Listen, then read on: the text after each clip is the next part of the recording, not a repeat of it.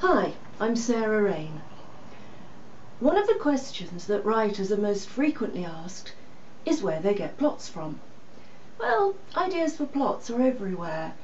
They're in overheard conversations in the supermarket or bits of news items on TV. Sometimes they're in fragments of history. A few years ago, I was considering writing a book using the old music halls and the Edwardian theatre as a setting. My father was a singer-songwriter in the 1920s and 1930s, and it's an era I've always been very interested in. And then someone mentioned, quite casually, how many of those old music hall songs have much deeper meanings. In particular, this one. We've been together now for 40 years, and it don't seem a day too much. All the night, and like dear living in the land, as I was for me dear old Dutch. And all the night, and like dear living in the land. That's Albert Chevalier singing My Old Dutch. I suppose most people have heard that at some time in their lives. It tends to be parodied now, particularly that first line. We've been together now for 40 years and it don't seem a day too much.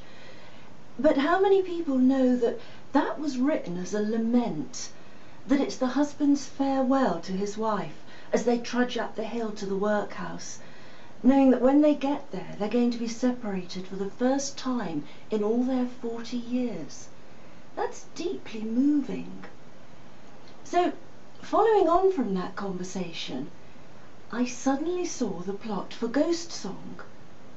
I saw how a crime could be committed and the truth about it hidden inside an old music hall song.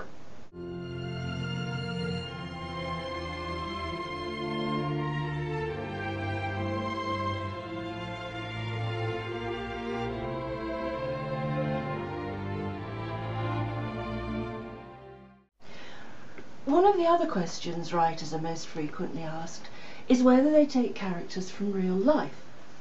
Well, there's a touch of the vampire in most writers, an inbuilt compulsion to study newly met people to see if they could be used.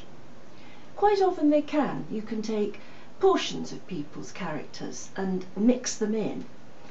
But occasionally, and disconcertingly, things can work in reverse.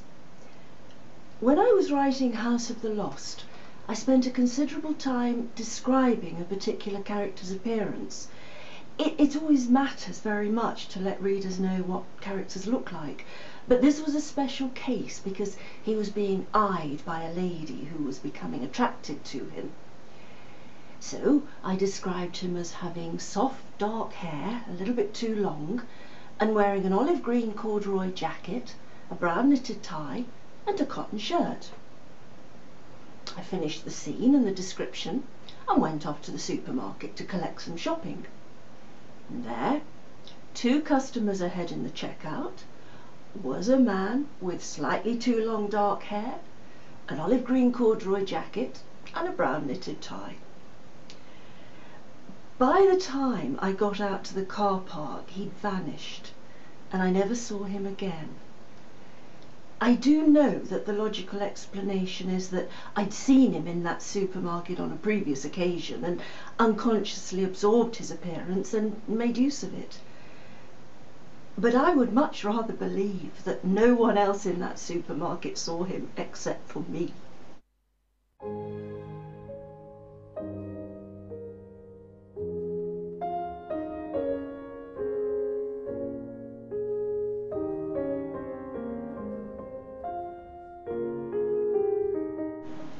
But the most cherished inspiration of all for my books is with the plot for Roots of Evil. Some years ago, my brother searched the newly released Debt of Honour registry for mention of our father, who had fought in World War I.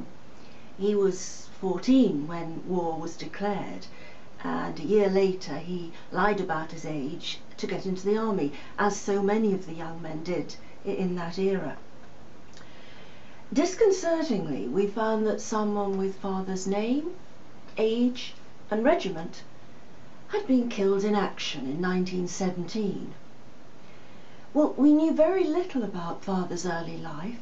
As I mentioned earlier, he was on the stage in the 1920s and 30s. He was also in Ensa in World War II. He hadn't met mother until 1940, and he himself had died in 1963. He'd lost touch with his family, so there was no one we could ask. We spent a hilarious weekend speculating on who had married mother in 1941 and who had been killed on the battlefield in 1917, and we conjured up cousins who stole identities on the battlefield, doubles who were out to steal inheritances, and from there I became fascinated by the concept of people disappearing, creating new personas, and reappearing. And the plot for Roots of Evil was born.